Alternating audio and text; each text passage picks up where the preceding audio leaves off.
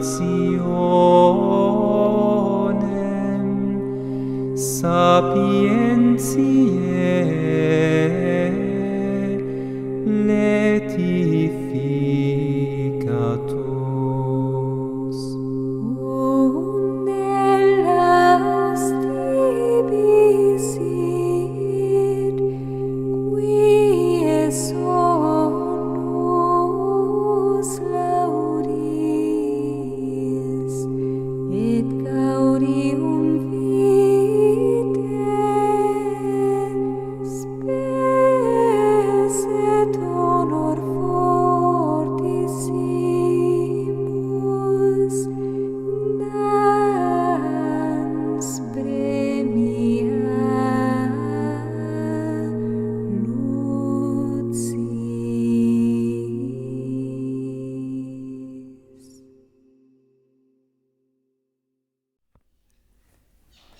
Sermões, por Santo Antônio. Tradução do Frei Ari Pintarelli, editora Vozes, canal Lei Conde. Caros ouvintes, caso gostem do que aqui será lido, por favor, adquiram este livro. E caso gostem do meu trabalho, possam, devam e queiram auxiliá-los, links estão todos no descritivo.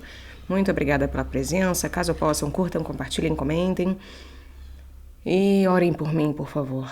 Adeus, nosso Senhor. Eu desejo a todos uma boa escuta. 16º domingo depois de Pentecostes. Temas do sermão. Evangelho do 16º domingo depois de Pentecostes. Jesus ia para uma cidade chamada Naim. Divide-se em duas partes. Primeiramente, sermão sobre a alma penitente, como deve libertar-se do pecado, perseverar nas obras de penitência e ornar-se de todas as virtudes. Judite desceu para sua casa. Parte primeira. Como se reconhece o pecado mortal em cada um de nós quando se cai em pecado. As 4 portas do nosso corpo, cada um segundo a sua turma. A vista, como o Oriente ilumina o mundo, o ouvido, o meridião é assim chamado porque o gosto, o Ocidente é assim chamado porque a natureza da serpente.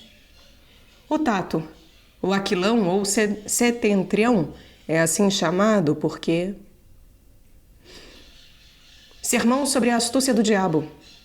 Holofernes ao percorrer os arredores. Parte segunda. Sermão sobre a misericórdia de Deus, que se manifesta na encarnação e na paixão.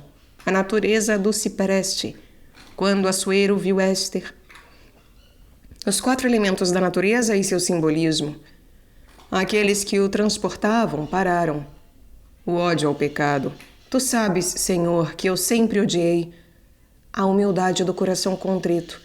Éster recorreu ao Senhor. A confissão, ó Deus, Rei e Senhor. A reabilitação do penitente, o homem que Deus quer honrar. A largura, o comprimento, a altura, a profundidade e o seu significado. Radicados e fundados na caridade. Exórdio, a alma penitente. Naquele tempo, Jesus ia para uma cidade chamada Naim. Lemos no livro de Judite que esta mulher desceu para sua casa.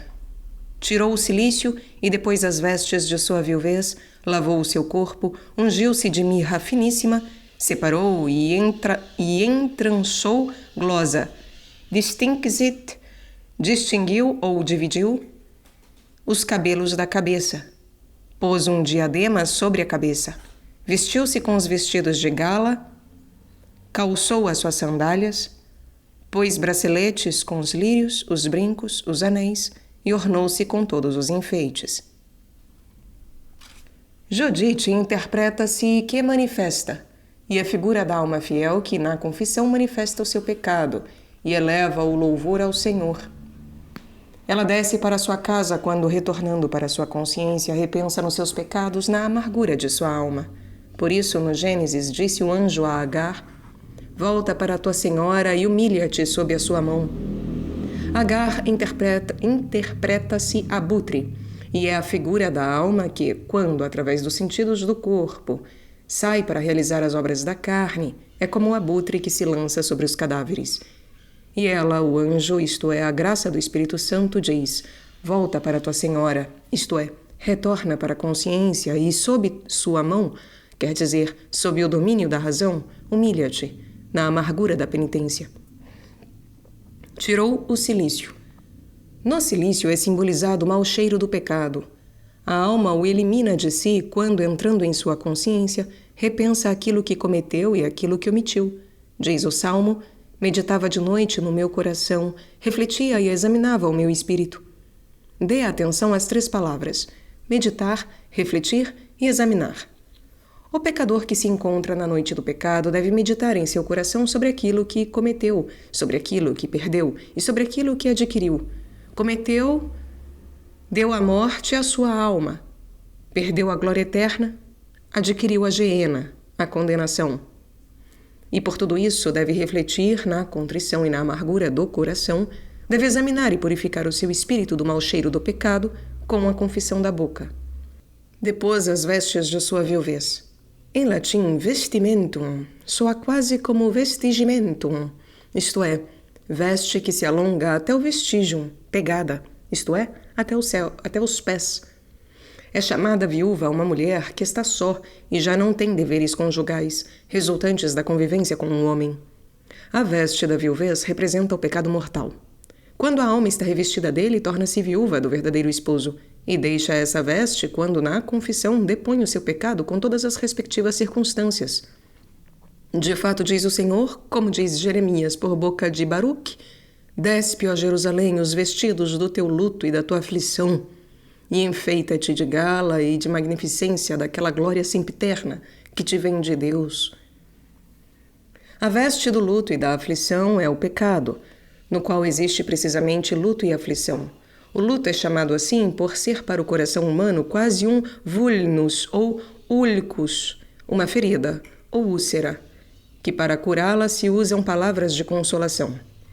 Como a úlcera ou a chaga atormenta o corpo, assim o pecado atormenta a alma, a qual é dirigida a exortação: ó Jerusalém, depõe, na confissão, a veste do luto e da aflição, e reveste-te de gala das virtudes e da magnificência, da glória, que é a pureza da consciência, para estar em condição de chegar à glória sempiterna.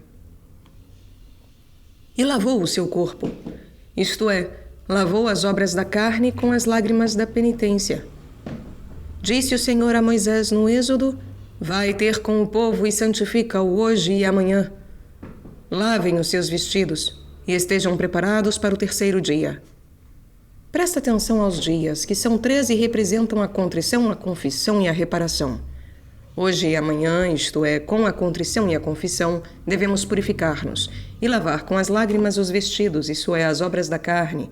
E assim estaremos prontos para o 3º dia, quer dizer, para realizar as obras de reparação. Ungiu-se de mirra finíssima, isto é, praticou a mortificação da carne, para matar os vermes da concupiscência.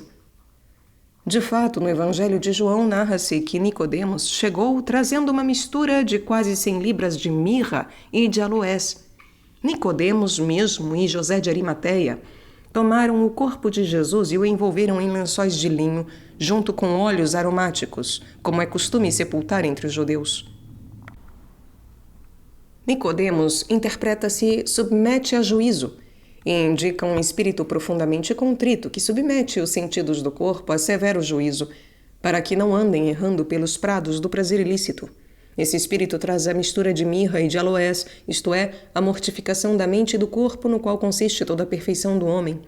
E este é o sentido das quase 100 libras. José interpreta-se acréscimo, e a figura da confissão, que deve acrescentar-se ao espírito de contrição. Essas 2 coisas sepultam o justo no sepulcro de uma vida nova, envolvendo-o com os lençóis de linho de uma consciência pura, junto com os óleos aromáticos de boa fama. Afinal, esse é o costume de sepultar dos judeus, quer dizer, dos verdadeiros penitentes. E separou e entrançou os cabelos da cabeça. Isto é, separou com atenta discrição cada um dos pensamentos da mente. Diz o Senhor por boca de Jeremias: se separares o precioso do vil, serás como a minha boca. Uma pedra é chamada preciosa, e para distingui-la daquela que é vil, que não tem valor, e pedra preciosa é rara. Diz-se em latim vilis, de vila. De vila vem a palavra vilão. isto é, aquele que não é cidadão, que não tem urbanidade alguma, urbis, cidade, que é sem educação, sem boas maneiras. Portanto, se souberes distinguir aquilo que é precioso daquilo que é vil, quer dizer, o pensamento puro, que é raro, daquele que é impuro, que vem da carne, serás como a minha boca, porque eu não digo coisas terrenas, mas coisas celestes. E pôs um diadema sobre sua cabeça. É isso que encontramos também no Eclesiástico. Sobre seu turbante de Arão, colocou uma coroa de ouro, onde estava esculpido o selo da santidade e a glória da honra, e era uma obra primorosa. E disso fala também o Êxodo, quando o Senhor diz a Moisés: farás também uma lâmina de ouro puríssimo, na qual farás escrever por mão de gravador o santo do Senhor, e atá-la-ás com uma fita de jacinto, e estará sobre a tiara, dominando a fronte do pontífice. A cabeça representa a mente. O turbante sobre a cabeça simboliza o firme propósito da mente de realizar as obras boas. A lâmina de ouro sobre o turbante é a áurea paciência sobre a qual está gravado o Santo do Senhor, quer dizer, o tetragrama, as 4 letras Yud-He-Vav-He, o nome de Deus, Yahvé, e significa: este é o princípio da vida e da paixão. Como se dissesse a Arão: este que eu prefiguro é o princípio da vida, perdida em Adão, mas também da paixão, isto é, que será reconstituída com a sua paixão. O genitivo, segundo o uso da língua grega, usa-se em vez do ablativo, de meio. Na lâmina da áurea paciência está gravado paixão do Senhor, que é a nossa glória, a nossa honra e a obra sobre a qual se funda a nossa força. E vestiu-se com os vestidos de gala. Os vestidos de gala são as obras de caridade. Diz o Salmo: feliz o homem que tem compaixão e empresta. Calçou as suas sandálias, isto é, defendeu todo o conjunto de suas obras com os preceitos do Evangelho. Lemos no Evangelho de Marcos que os apóstolos estavam calçados de sandálias, e a glosa explica: calçados de sandálias para que o pé não estivesse nem totalmente coberto, nem nu sobre o terreno. Isso para que o Evangelho não ficasse escondido, nem se apoiasse em vantagens terrenas. E pôs braceletes, que em latim se chama dextraliola, isto é, ornamento, prêmio da destra, e simbolizam o prêmio da destra daqueles que estão à direita do juiz, isto é, o prêmio da vida eterna. Disse Jesus: lançai as redes à direita da barca e apanhareis. Lançar à esquerda quer dizer perder, porque a sinistra significa sinens extra, que deixa fora. Tudo o que fazes para este mundo, deixá-lo-ás todo aqui, e o perdes. Ao contrário, lançar à direita significa encontrar, porque destra significa dar fora. Se trabalhas para a vida eterna, do tesouro interior da vida que é posto fora de ti, ser-te-á dada a graça com a qual poderá retornar à pátria. Com os lírios, isto é, com a castidade e a pureza, virtude das quais se diz no Cântico dos Cânticos: o meu amado apacenta-se entre os lírios. Entre os lírios da dupla continência repousa e se delicia o Filho da Virgem Maria. Os brincos, isto é, os sacrifícios da obediência, diz-se no livro de Jó: e a cada um deles deu uma ovelha e um brinco de ouro. Na ovelha é representada a inocência, no brinco de ouro a obediência, isto é, a humilde escuta, adorno da graça da humildade. Porém aqui deve-se notar que com o brinco é ofertada uma ovelha, e com a ovelha é oferecido um brinco, porque ao espírito inocente une-se o ornamento da obediência, segundo o que afirma o Senhor: as minhas ovelhas ouvem a minha voz. As ovelhas, diz o Senhor, e não os lobos. Quem não ouve a voz do prelado mostra não ser ovelha, mas lobo. E como a própria obediência não deve ser observada por temor, mas por amor, narra-se que os 3 amigos de Jó ofereceram-lhe precisamente um brinco de outro. E os anéis, isto é, o sinal da fé operante. Por isso, do filho pródigo disse o pai em Lucas: ponde-lhe um anel no dedo. O anel no dedo simboliza a fé operante, para que com as obras seja mostrada a fé e com a fé sejam mostradas, confirmadas, as obras. E ornou-se com todos os seus enfeites, isto é, com todas as outras virtudes com as quais se embeleza a alma. das quais diz o Salmo: à tua direita está a rainha com manto de ouro, com grande variedade de ornamentos. Todas essas coisas deve possuí-las aquele que é ressuscitado junto com o filho da viúva e que é restituído à sua mãe, a Jerusalém celeste. Por isso, no evangelho de hoje se diz: ia Jesus para uma cidade chamada Naim. Presta atenção que neste evangelho são postos em evidência dois fatos: a aproximação de Jesus da porta da cidade de Naim e a ressurreição do defunto, filho da viúva. O primeiro onde diz ia Jesus, etc. O segundo onde diz, vendo a mãe o Senhor, movido de compaixão para com ela. E nota também que neste domingo e durante a semana se leem os livros de Judite e de Éster, dos quais tomaremos algumas passagens para ver nelas a concordância com as partes do evangelho. No introito da missa de hoje canta-se o salmo: Tu és justo, Senhor, e o teu juízo é reto. Lê-se depois a carta do bem-aventurado Paulo aos Efésios: Rogo-vos que não desanimeis por causa das tribulações que sofro por vós. Nós a dividiremos em duas partes e veremos sua concordância com as duas partes do Evangelho. A primeira parte, rogo-vos. A segunda, arraigados e fundados na caridade. E considera também que esse trecho da carta é lido junto com este Evangelho, porque no Evangelho narra-se que Cristo ressuscitou o filho da viúva e Paulo na carta diz: Cristo habite pela fé em vossos corações. É por meio da fé que o homem ressuscita interiormente dos seus pecados. Primeiro, Jesus Cristo aproxima-se da porta da cidade de Naim. Jesus ia para uma cidade chamada Naim. Iam com ele os seus discípulos e muito povo. Quando chegou perto da porta da cidade, eis que era levado um defunto para sepultar, filho único de sua mãe, que era viúva. Ia com ela muita gente da cidade. A glosa interpreta brevemente assim o relato evangélico. Quando o Verbo feito carne introduzia o povo gentil na Jerusalém celeste através das portas da fé, eis que o povo judaico, mais jovem, morto por causa da sua infidelidade, é levado ao sepulcro. A mãe igreja, que neste mundo o considera como seu, cercada de grande número de povos, chora-o com piedoso afeto e se esforça com piedosas lágrimas por chamá-lo à vida.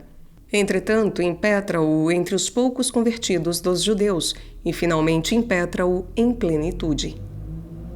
O caixão no qual o defunto é levado simboliza o corpo humano.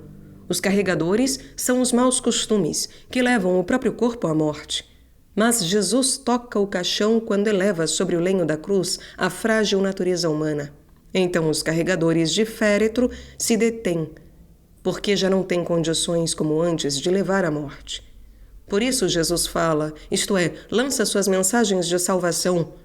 Ouvindo suas palavras, o desfalecido ergue-se para a vida e com as boas obras é restituído à mãe.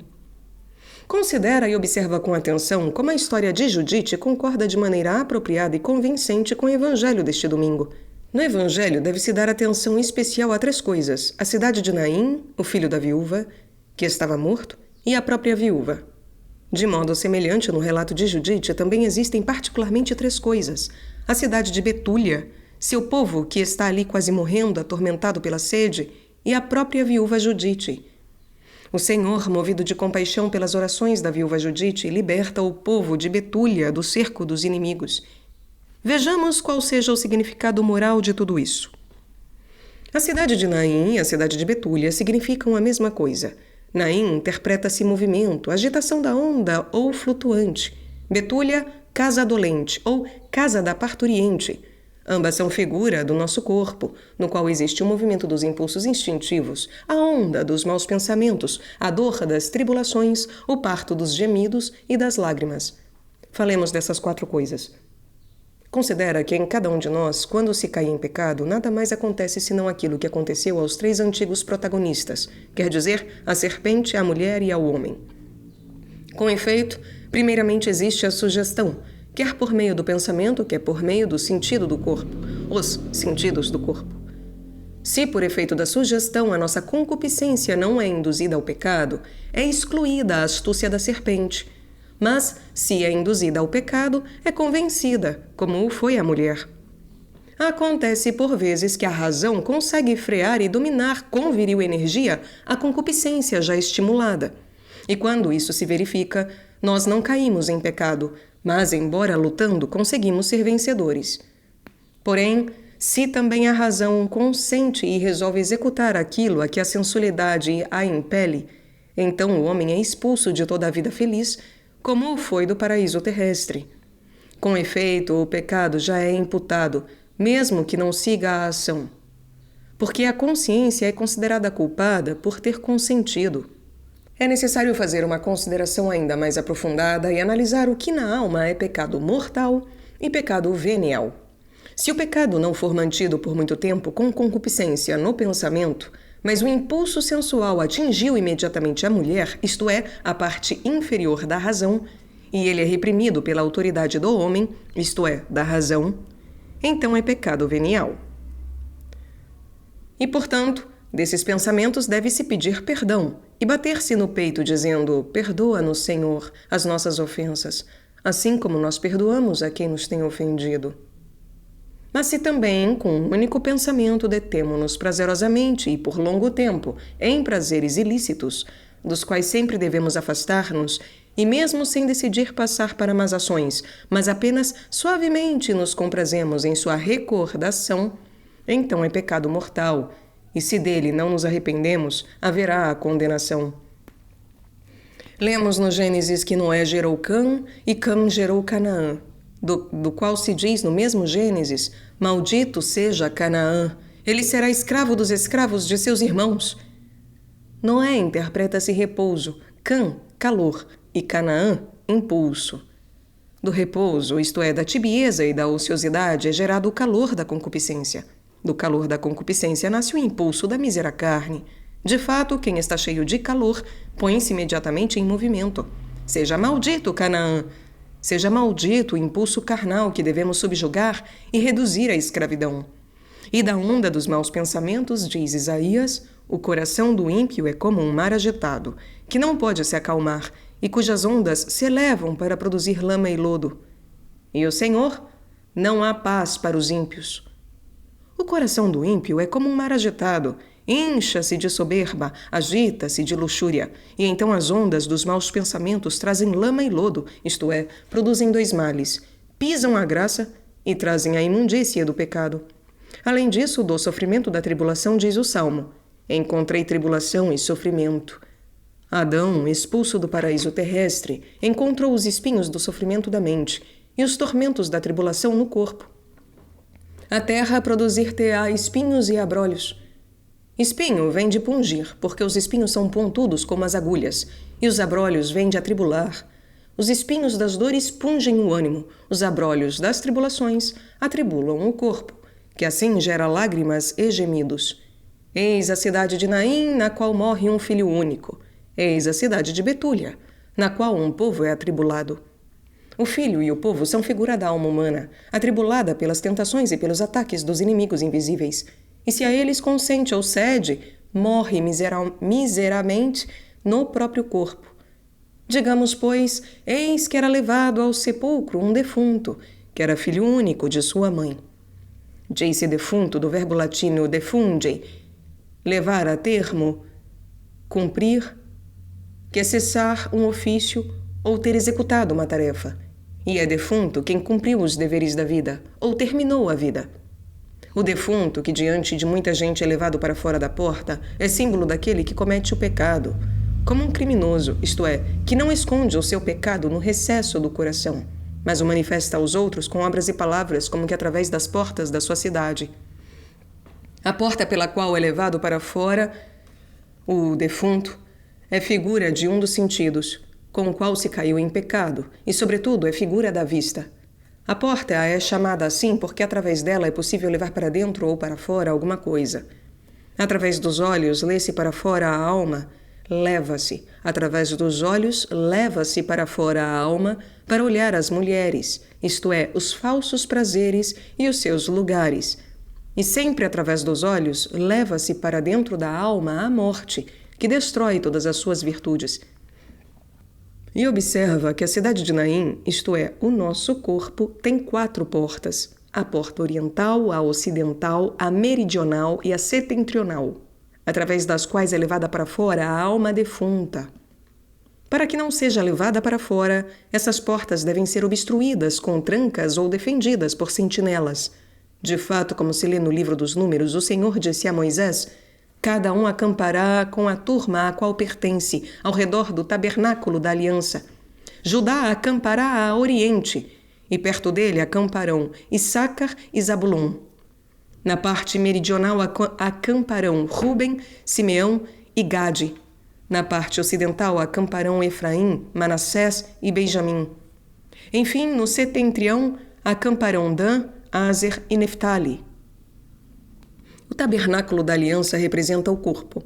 Diz Pedro: considero meu dever, enquanto estou neste tabernáculo, despertar-vos com admoestações, estando certo de que dentro em breve deixarei o meu tabernáculo. Isto é, este meu corpo. As 4 portas desta cidade e os 4 lados desse tabernáculo são a vista, o ouvido, o gosto e o tato. O Oriente indica a vista, porque assim como o Oriente ilumina o mundo, da mesma forma os olhos iluminam todo o corpo. Para sua guarda deve-se pôr Judá, Issacar e Zabulon. Judá, que tendo entrado por primeiro no Mar Vermelho, mereceu o primado sobre todas as tribos. De sua tribo provieram Davi e Cristo.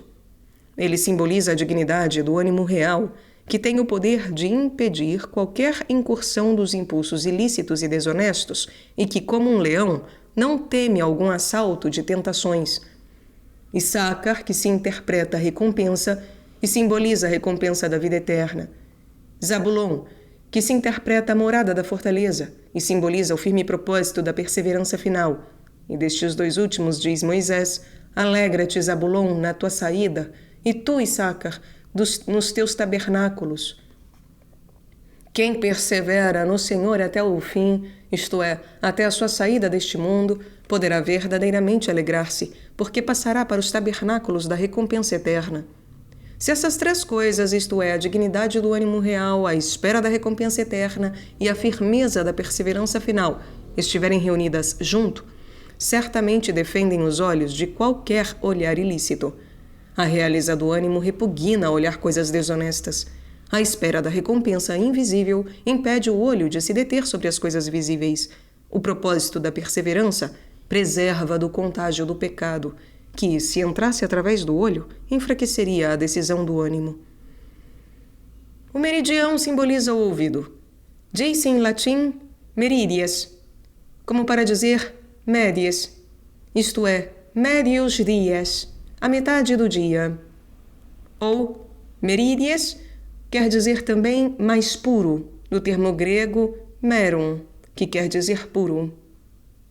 O ouvido é como que um meio entre a vista e o gosto. Vejo mais longe do que ouço, e ouço mais longe do que possa degustar. Degustar é como que o grau positivo, ouvir é o grau comparativo, ver é o grau superlativo. Portanto, Ruben, Simeão e Gade devem acampar no ouvido. Moisés disse de Ruben: viva Ruben e não morra, mas seja em pequeno número. Nessas palavras é indicada a humildade. Sendo pequeno aos teus olhos, tornas-te grande aos meus. Simeão interpreta-se sente desprazer ou tristeza, e Gade significa armado. Considera que existem 3 coisas que atrapalham o nosso ouvido: as palavras de arrogância, as de detração e as de adulação. Contra as palavras de arrogância, sê cauteloso, humilde e paciente. O melhor modo de vencer, diz o filósofo, é a paciência. Contra os detratores, sê como alguém que escuta com desprazer e com tristeza. Diz Salomão nos Provérbios: o vento do aquilão dissipa as chuvas e um rosto cheio de tristeza desencoraja a língua do detrator. Contra os aduladores, sê armado com a lembrança de tua iniquidade e crê mais na voz da tua consciência do que na língua dos outros. O ocidente simboliza o gosto. Diz-se ocidente porque faz occidere, cair, morrer o dia. Esconde a luz ao mundo e faz sobrevir as trevas. Considera que com a língua pecamos de 3 modos: com a adulação, com a detração e com tomar alimento e bebida além do necessário. Adulamos quem está presente, criticamos quem está ausente, somos escravos do prazer da gula e assim se põe para nós o sol da justiça e sobrevêm as trevas da ignorância. Nessa parte devem assentar as tendas Efraim, nome que se interpreta crescente, Manassés, que se interpreta esquecido, e Benjamim, que se interpreta filho da amargura. Quando queres fazer crescer e elevar alguém com o teu louvor, tu o diminuis em ti mesmo. Ouve o que disse José no Gênesis quando lhe nasceu o filho Efraim. O Senhor fez-me crescer na terra de minha pobreza. Disse da pobreza, não da adulação. Queres crescer diante de Deus e não diante dos homens? Não dirijas todo louvor e toda glória à criatura, mas ao Criador. Queres libertar-te da detração? Sê Manassés, isto é, esquecido de todo o rancor do coração, de toda a rivalidade. Quando falas, jamais fales de quem está ausente, a não ser o bem. De toda a pessoa ausente que não amas de verdade e pureza, peço-te, meu irmão, esquece-te enquanto falas, para poder dizer aquilo que no Gênesis disse José quando lhe nasceu Manassés.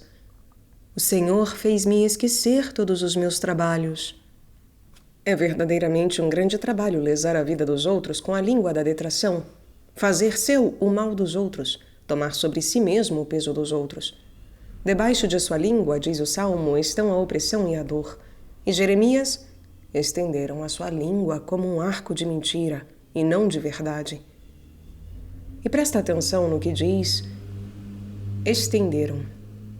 Na história natural, narra-se que a serpente estende com astúcia a língua, na qual há 2 apêndices. Primeiro morde com o dente e depois, na ferida feita, afunda os 2 apêndices e então entra na ferida um pouco de líquido venenoso e assim envenena o homem. Plínio. A serpente chama-se assim porque serpiti, serpeia, arrasta-se, e representa o detrator que murmura e sussurra às escondidas. Em sua língua há 2 apêndices. Ou fala mal daquele que não ama, ou, se tem medo e não é acreditado, louva-o com ironia. Seria perfeito, diz, se não tivesse tal vício. Enquanto morde sua vida com a língua da detração, inocula-lhe o veneno da sua maldosa insinuação. Enquanto morde sua vida com a língua da detração, inocula-lhe o veneno da sua maldosa insinuação. De modo semelhante, contra os prazeres da gula, sê Benjamim, isto é, filho da amargura, quer dizer, da paixão de Jesus Cristo. Diz Boaz a Ruth, molha o teu pão no vinagre. E sobre isso, veja o sermão do domingo da 50ª sobre o Evangelho, um cego estava sentado ao longo do caminho. O setentrião simboliza o tato. O setentrião chama-se em latim aquilo, aquilão, como alguém que aquas ligat, liga as águas. A iniquidade liga-te as mãos para que tu não as estendas às obras boas. E nessa parte devem assentar as tendas Dan, que se interpreta juízo, Aser, que se interpreta riqueza, e Neftali, que se interpreta largura. Observa que com o tato das mãos pecamos de 3 modos, tocando coisas desonestas e torpes, roubando as coisas dos outros e recusando aos pobres aquilo que lhes pertence. Contra o primeiro, julga e condena a ti mesmo. Contra o segundo, condena-te com aquilo que tens na justa medida. Grande riqueza é uma alegre pobreza, e contentar-se com aquilo que se tem. Sêneca. Grande riqueza é uma alegre pobreza, e contentar-se com aquilo que se tem. Sêneca. E contra o terceiro, alarga a ti mesmo, estende a mão ao pobre, para receber depois o dobro da mão de Jesus Cristo. Portanto, se as portas do teu corpo se tiverem tornado seguras com suas trancas, e por essas sentinelas, o defunto não será levado para fora pelas portas da cidade de Naim. Até agora ouviste falar do filho defunto. Ouve agora alguma coisa do atribulado povo da Betúlia. Narra-se no livro de Judite que Holofernes, ao percorrer os arredores, descobriu que as águas da cidade provinham de uma fonte situada na parte meridional, fora da cidade. E então ordenou que lhes fosse cortado o aqueduto. Holofernes interpreta-se que enfraquece o vitelo gordo, e a figura do diabo, que com a ardente febre da luxúria, com a sarna da avareza e com a vertigem da soberba, enfraquece o vitelo gordo deste mundo, quer dizer, o pecador embriagado das coisas temporais. O diabo percorre os arredores, procurando a quem devorar, e então descobre que a fonte, etc. A fonte é a graça do Espírito Santo. O aqueduto é a devoção da mente. A parte meridional representa a fé em Jesus Cristo. Deus virá do meio-dia. A cidade é a alma. Portanto, a fonte da graça corre pelo aqueduto da devoção do meio-dia da encarnação do Senhor para a cidade, que é a alma fiel. O diabo, porém, quando a descobre, com as preocupações do mundo, corta o aqueduto da mente, e assim a alma que antes costumava aurir na alegria as águas das fontes do Salvador, queimada pela sede, esvaziada da graça, é posta no limiar da morte. Por isso, considerando que tudo isso aconteceu por justo juízo de Deus e porque o mereceu, a alma, junto com o povo de Betúlia, prorrompe no canto do introito da missa de hoje. Justo és, Senhor, e reto é o teu juízo. Procede com o teu servo, segundo a tua misericórdia. A mesma coisa lê-se no livro de Judite, onde se diz que se levantou grande pranto e alarido em todo o ajuntamento, e durante muitas horas clamaram a uma voz a Deus, dizendo: Pecamos nós e nossos pais, procedemos injustamente, cometemos a iniquidade. Tu, Senhor, que és piedoso, compadece-te de nós. Com esta primeira parte do Evangelho concorda a primeira parte da Epístola. Rogo-vos que não desanimeis por causa das tribulações que sofro por vós. Elas são vossa glória. Exatamente isso entendia Holofernes quando atribulava o povo de Betúlia. Queria que, oprimidos pelas desventuras, chegassem ao desespero e lhe entregassem a cidade. Assim também o diabo atormenta o homem para que perca a coragem, se desespere e caia. Mas rogo-vos, diz o apóstolo, não desanimeis por causa das tribulações, que são a vossa glória. E também Judite diz: Abraão, nosso pai, foi tentado e provado com muitas tribulações, tornou-se amigo de Deus. Por isso eu dobro os meus joelhos diante do Pai de nosso Senhor Jesus Cristo, do qual toda a paternidade, quer nos céus, quer na terra, toma o nome, para que, segundo as riquezas de sua glória, vos conceda que sejais corroborados em virtude, segundo o homem interior, pelo seu Espírito, e que Cristo habite pela fé nos vossos corações. E a mesma coisa se lê no livro de Judite, onde diz que, prostrando-se diante do Senhor, clamou ao Senhor, dizendo: Senhor Deus de meu Pai, Deus dos céus e Criador das águas e Senhor de toda a criatura, ouve esta miserável que te suplica e que espera tudo de tua misericórdia. Lembra-te, Senhor, da tua aliança e põe tu as palavras na minha boca e fortifica a resolução do meu coração, para que a tua casa, isto é, a igreja, permaneça sempre na tua santidade. É o que diz o apóstolo: Cristo habite pela fé em vossos corações.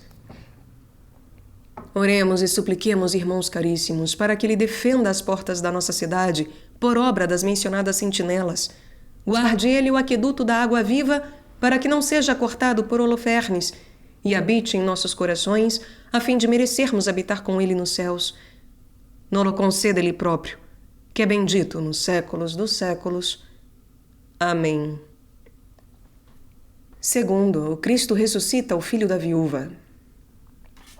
A mulher era viúva e com ela ia muita gente da cidade. Tendo-a visto o Senhor, movido de compaixão para com ela, disse-lhe: Não chores. Aproximou-se e tocou no esquife. Os que o levavam pararam. Então disse ele: Jovem, eu te digo, levanta-te. Sentou-se o que tinha estado morto e começou a falar, e Jesus entregou-o à sua mãe.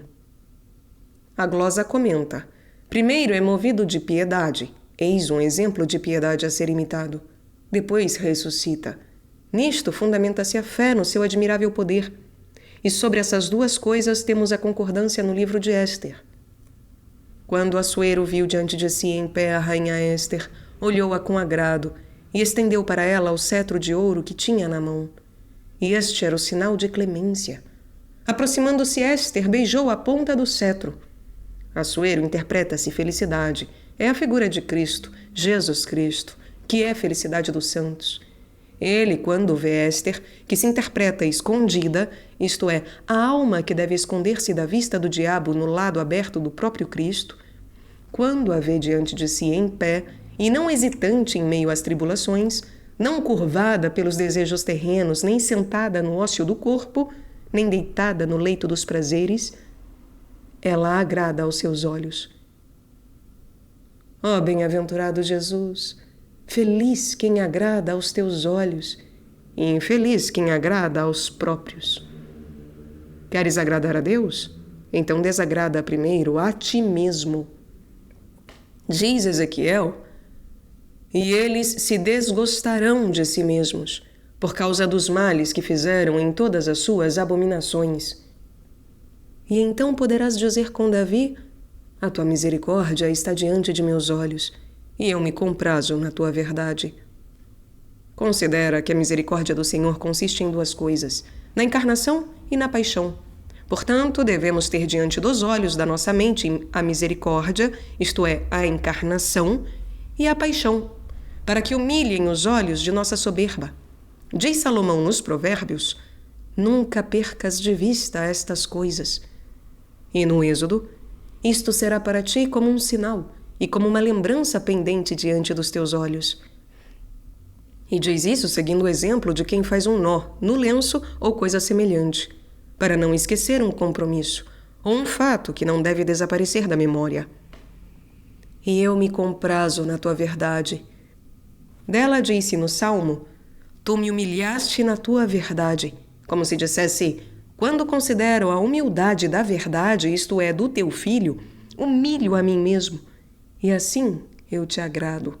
Ou agrado-me na tua verdade. Fidelidade, quer dizer, no cumprimento de tuas promessas.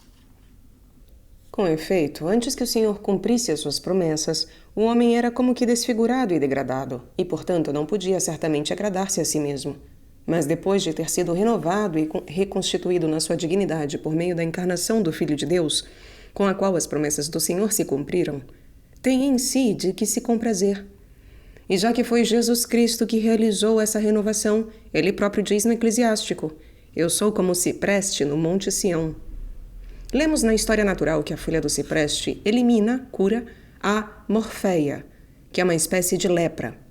Assim, Cristo eliminou a mancha da corrupção que aparecia em nossa figura e, portanto, mereceu ouvir para si e para seus batizados, este é meu filho dileto, no qual pus a minha complacência. Com razão, pois, disse que Éster agradou aos olhos de Assuero. E estendeu para ela o cetro de ouro. O cetro de ouro é a cruz da paixão de Cristo, com a qual conquistou o poder. De fato, disse, todo o poder me foi dado no céu e na terra.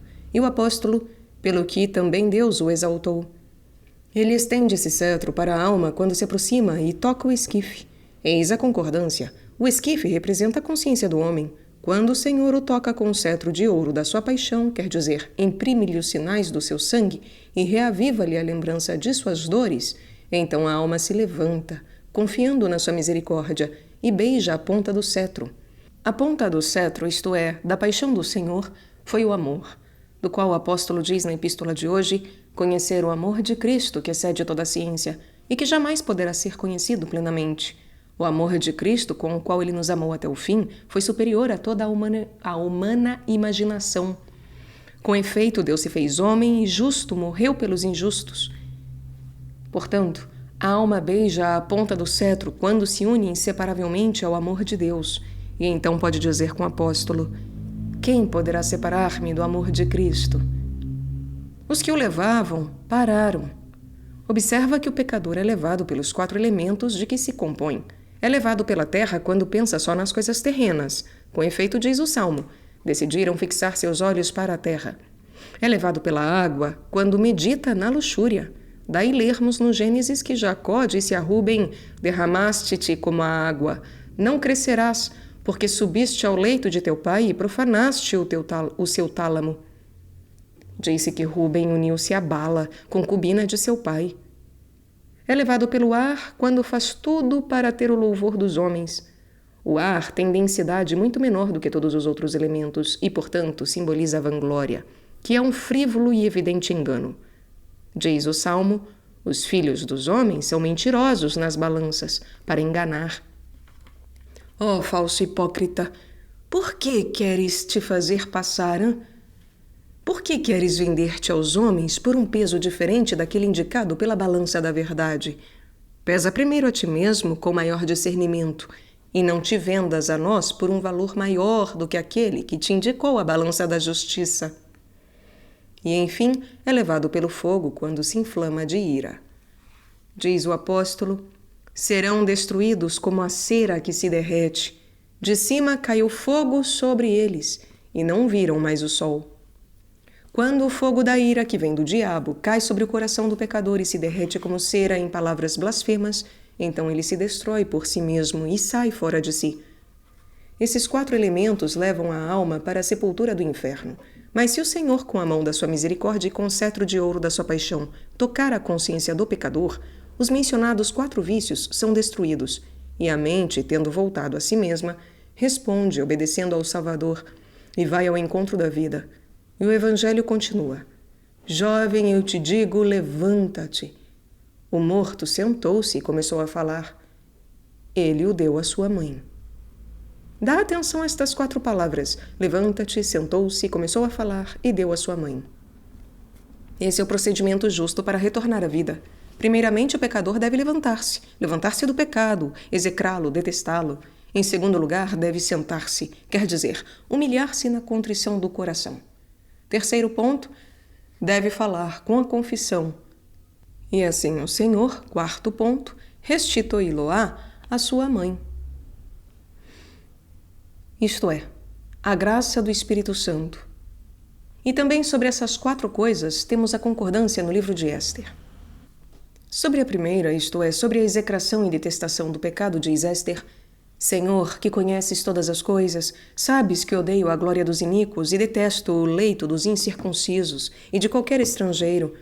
Tu sabes a minha necessidade e que abomino o distintivo da soberba e da minha glória, que trago sobre a minha cabeça nos dias em que devo comparecer em público, que eu detesto como um pano imundo. Também a alma que quer levantar-se do pecado deve odiar a glória dos mundanos e execrar o sinal da grandeza e da glória passageira e detestá-lo como um pano imundo.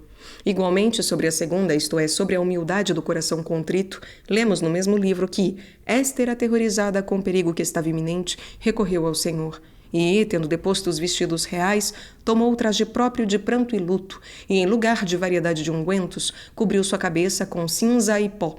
Humilhou o seu corpo com jejuns e, por todos os lugares em que antes costumava alegrar-se, espalhou os cabelos que se arrancava. E orava ao Senhor Deus de Israel.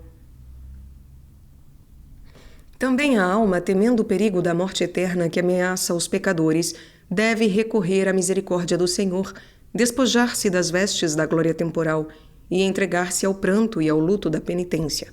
E em lugar dos vários perfumes, em lugar dos prazeres da carne, deve cobrir a cabeça da mente com cinza, isto é, com a lembrança da sua fragilidade e das imundícies, quer dizer, com a lembrança de sua iniquidade. Deve mortificar o seu corpo com jejuns e encher com os cabelos arrancados os ambientes nos quais antes se divertia, a fim de fazer tantos sacrifícios quantos prazeres antes experimentou. Igualmente, sobre a confissão, diz Mardoqueu no mesmo livro de Éster: Ó Deus, Rei e Senhor, ouve os meus rogos e mostra-te propício a tua parte e herança. Muda o nosso pranto em gozo. E Éster rezava: Meu Senhor, tu és o nosso único Rei. Socorre também a mim, que estou só e não tenho outro auxílio fora de ti. Mardoqueu interpreta-se amarga contrição. Mardoqueu interpreta-se amarga contrição, da qual procede depois a verdadeira confissão, que obtém o perdão e que converte o luto da penitência em alegria da glória. E também sobre a maneira como o Senhor restitui a graça ao pecador, lemos no mesmo livro de Éster: o homem a quem o rei deseja honrar deve tomar vestidos reais e montar um cavalo dos que o rei monta, levar sobre a sua cabeça um diadema real, e o primeiro dos príncipes e dos grandes do rei leve pelas rédeas o seu cavalo. E indo pelas praças da cidade, diga em alta voz: assim é que será honrado todo aquele a quem o rei quiser honrar. Tudo isso o rei Assuero ordenou que fosse executado em relação a Mardoqueu. Vejamos o que significam as vestes reais, o cavalo e a sela do rei, a coroa do rei e o primeiro dos príncipes reais. As vestes são chamadas assim porque veunt, isto é, enquanto representam e indicam a condição própria do homem. O rei é a figura de Cristo, cujas vestes são as virtudes com as quais reveste a alma que se converteu a ele. Com efeito, diz Ezequiel: lavei-te com água, limpei-te do teu sangue e te ungi com óleo, e te vesti com roupas bordadas de diversas cores. Dei-te o calçado cor de jacinto, cingite de linho puro, e te cobri de finos véus, e te ornei com preciosos enfeites. O sangue é chamado assim porque é suave e indica a imundície da luxúria que é agradável ao homem, mas depois enche-lhe a boca de pedras, quer dizer, dos carvões incandescentes da geena. O Senhor lava esse sangue da alma e a purifica com a água da compunção, unge-a com o óleo da sua paterna consolação, cobre-a de vestes bordadas, isto é, com as várias virtudes, calça-lhe sandálias cor de jacinto, isto é, infunde-lhe o desejo das coisas eternas, para que possa pisar as serpentes e os escorpiões, cinge-a com linho puro da castidade e a envolve em sutilíssimos véus, isto é, com a simplicidade da reta intenção, e, enfim, cobre-a com o ornamento da dignidade. Assim vestida, a alma pode ser sentada sobre o cavalo que é selado para o rei. O cavalo representa o corpo. A sela do verbo sedere, como se dissesse seda, sede, simboliza a humildade ou a pobreza de Jesus Cristo, na qual ele foi, por assim dizer, sentado quando se humilhou na carne humana. Portanto, do corpo que vive na humildade e na pobreza, diz-se bem que é da sela do rei. A alma é posta sobre esse cavalo quando a carne é sujeitada ao espírito, e então é coroada como diadema real, quer dizer, com o amor de Deus e do próximo. E o primeiro dos príncipes reais. Considera que Deus constituiu para o homem 3 príncipes para que o guardem: a razão, o intelecto e a memória. O primeiro, a razão, deve guiar o cavalo, para que o corpo não ande errando para lá e para cá, e deve conduzi-lo pelas cidades, pelas praças da cidade, isto é, na concórdia fraterna, para que não se desvie. Ó caríssimos, assim será honrado aquele que o Rei Jesus Cristo quer honrar. Portanto, quem quiser ser digno de tal honra deve primeiramente levantar-se, depois sentar-se e, enfim, deve começar a falar, e então será restituído honrosamente à sua mãe, isto é, a graça do Espírito Santo, para a seguir ser feito participante da honra da glória eterna. Com esta segunda parte do Evangelho concorda também a segunda parte da Epístola. Arraigados e fundados na caridade, possais compreender com todos os santos qual seja a largura e o comprimento, a sublimidade e a profundidade.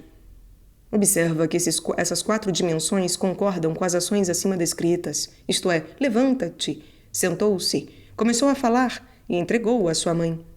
Quando alguém se levanta da mesquinhez do pecado, entra numa nova largura da mente. Diz o Salmo: pôs-me ao largo e me salvou porque me amava. E o Senhor, depois de ter ressuscitado Lázaro, disse a seus discípulos: desligai-o e deixai-o ir. Quando alguém se levanta do fedor do pecado, tem condições de ir livre. De igual modo, na humildade do coração contrito está o cumprimento, dimensão que se refere ao passado, ao presente e ao futuro. O passado para chorá-lo, o presente para considerar a própria miserável condição, o futuro para viver vigilante, para precaver-se. Assim, na confissão está também a sublimidade. O excelso é chamado sublime, como se dissesse sublimen, além do limite. No limite são postos o ingresso e a saída. Neles são representados o nosso ingresso e a nossa saída da vida. No ingresso da vida existe a miséria, o trabalho. Na saída, a tribulação. A confissão, porém, está no sublime, isto é, situação além do limite, porque nos liberta tanto da miséria como da tribulação. A confissão levou o ladrão ao sublime, porque o libertou da miséria e da tribulação. De fato, mereceu ouvir que lhe dizia: hoje estarás comigo, onde não existe miséria alguma, mas só glória, no paraíso, onde não existe tribulação alguma, mas só alegria total. Enfim, na restituição do pecador arrependido à sua mãe, existe a profundidade da misericórdia de Deus. Oh, profundidade da divina clemência, bem além do fundo da inteligência humana, porque sua misericórdia é sem limite. Está escrito no livro da sabedoria: tendo Deus disposto todas as coisas com medida, conta e peso, não quis fechar a sua misericórdia dentro dessas leis, dentro desses termos, mas é a sua misericórdia que tudo fecha e tudo abraça. Sua misericórdia está em toda parte, também no inferno, porque nem o condenado é punido na medida que sua culpa exigiria. Da misericórdia do Senhor está cheia a terra, e todos nós, miseráveis, temos recebido de sua plenitude graça sobre graça. Paulo, pela misericórdia de Deus, sou aquilo que sou, e sem ela, nada sou, não sou nada. Ó Senhor, se tu me privas da tua misericórdia, caio na miséria eterna.